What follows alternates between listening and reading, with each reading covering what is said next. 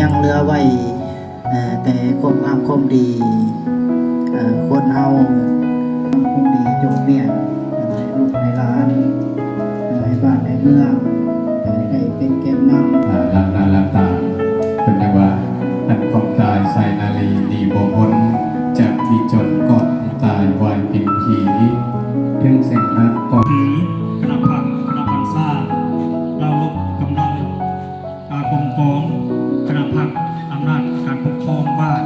ในทั่วเมืองไซบุรีบรรดาท่านบรรดาสหายท่านยิ่งและท่านชายนายและพลทหารนายและพลตำรวจพักเมืองอดีตเจ้าเมืองไซบุรีพนักงานปฏิวัติอาวุโสบำนาญที่ได้ถึงแก่มรณกรรมไปแล้วนั้นซึ่งพวกเขาถือได้ว่าเป็นการสูญเสียอดีตพนักงานสมาชิกพรรคก็คืออดีตพนักงานนำพาบรรษาผู้เด็ดเดียวเหนียวแน่นอีกท่านหนึ่งทั้งเป็นการสูญเสียไปโดยบ่มีวันหวนกลับขึ้นมาอีกแล้วในวันนี้ในสถานที่แห่งนี้เวลานี้คณะพรรคนักเมืองคณะพรรคคณะบรรษาระบบของคณะพรรคอำนาจการปกครองท้องถิ่นบรรดาท่านบรรดาสหายท่านยิ่งและท่านชายอยู่ไกลอยู่ไกลพวกกันมาตลอดปีเพื่อแสดงความไว้อะไรอันลอยโลกเป็นงานของสหายชุมพันธ์ไซยาลาอดีตเลขาพรรคเมืองเจ้าเมืองไซบุรีพนักงานปฏิบัติอาวุโสบำนาญที่ลงมาจากวัดในแต่ละระยะของสายบุญทันไซยาลาโดยสังเขปนั้นจากนั้นในต่อไปก็ถือเป็นเกียรติเยี่ยมเชิญทางงานสาปนกิจศพขึ้นผ่านบทไว้อาลัยกล่าวคำสดุดีต่อพิธีงานศพขอเรียนเชิญ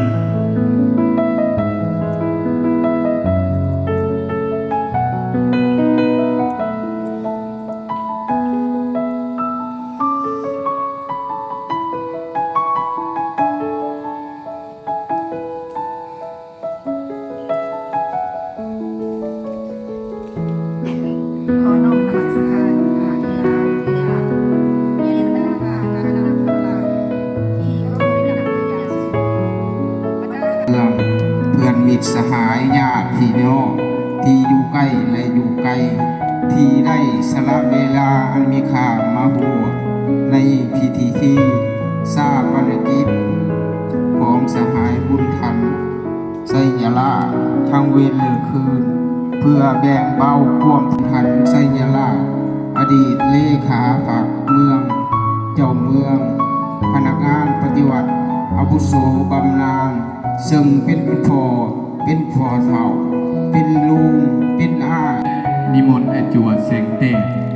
ไซยาลาผู้เป็นโลกท่านที่8เฮ็ดเชิญนางแสงสวรรค์ไซยาลาผู้เป็นโลกท่านที่9ท่านนางแสงเดือนไซยาลาผู้เป็นโลกขอเฮ็ดเชิญวางพระบางสกุลเพื่ออุทิศส่วนบุญสุกินส่วนไปหาผู้เป็นพ่อขอเฮ็ดเชิญเนาะขอได้เนาะ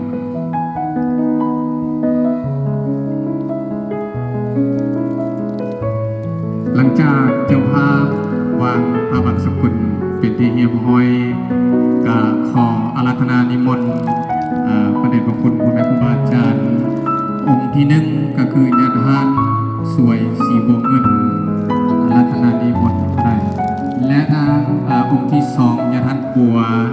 องค์ที่3อาจารย์ทรงพานองค์ที่4อาจารย์ภูเงินพิลาวงศ์องค์ที่5ข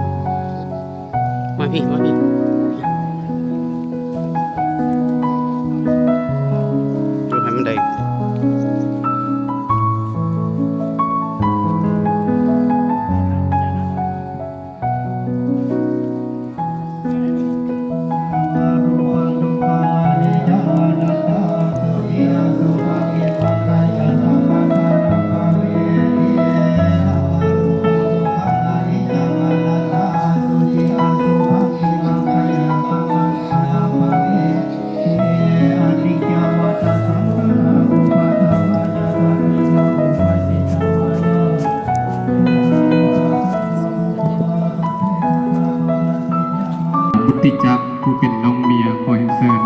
ท่านที่ห้าอังคำสมัยบัวละวงขอเห็นเชิญท่านที่หกท่านบกวิไลแก้วอุ่นคำขอเห็นเชิญท่านที่เจ็ดท่านนางแดงแก้วมณีวันขอเห็นเชิญท่านที่แปดท่านนางน้อยบัวละวงขอเห็นเชิญโทษพระบังสกุลท่านองค์ที่สี่อาราธนานิมนต์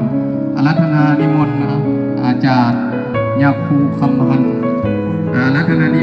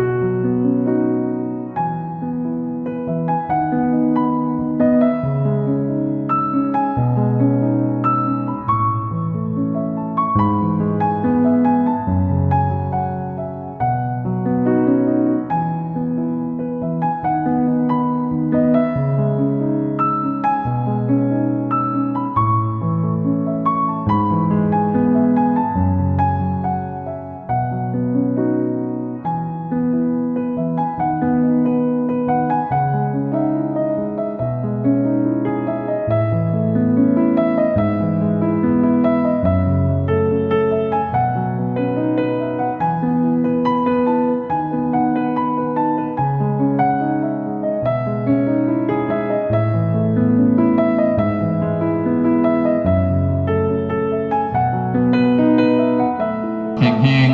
หายทุกข์หายโศกหายโรคหายภัยหายพยาธิโลคาอย่าเจ็บอย่าจนเนาะคนใดเนาะปัญญาวาอันความตายใส่นาลีนีบ่พ้นจะมีจนก็ต้องตายวายเป็นผี ถึงเส้นหักก็ต้องห่างห่างทันทีบ่วันนี้ก็วันหน้าจึงนาเฮาวันวันนรชาติที่วางวายมะรายสิ้นทางอินทรีย์ถ้าทิศชั่วแต่ชั่วดีประดับไว้ในโลกาปัญญาวาลดได้ด้าหาไปก็ได้